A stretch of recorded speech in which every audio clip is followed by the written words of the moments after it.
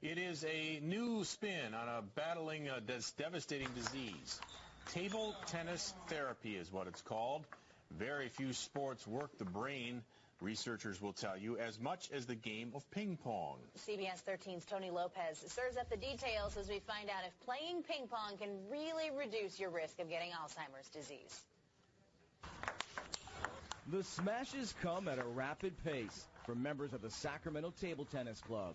But even when they miss their mark, they're right on target when it comes to taking part in an activity that experts say forces our brains to work a little harder, reducing our risk of getting dementia or Alzheimer's disease. All of this happening at once increases the oxygen, increases the eye-hand coordination, and helps the brain create these pathways.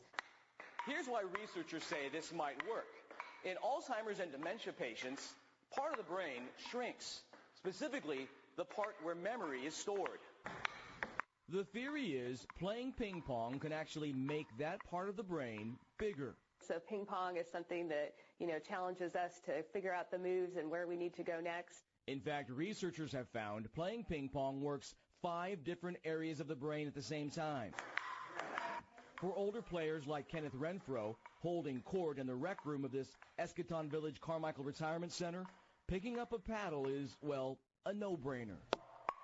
Absolutely. I think that's one of the benefits of ping pong specifically, and also just keeping active generally.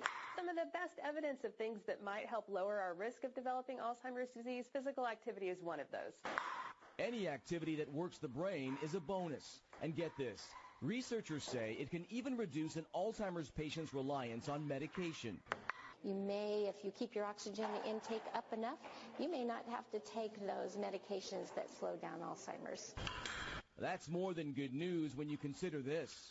There are more than 5.3 million people in the U.S. who have Alzheimer's disease. Most are over 65.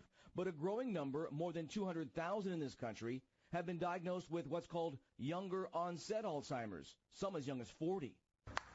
It may be the last thing on the minds of these younger players, but for others, it's very much top of mind as they try and put their own spin on the aging process, hoping for a net gain in the fight against Alzheimer's.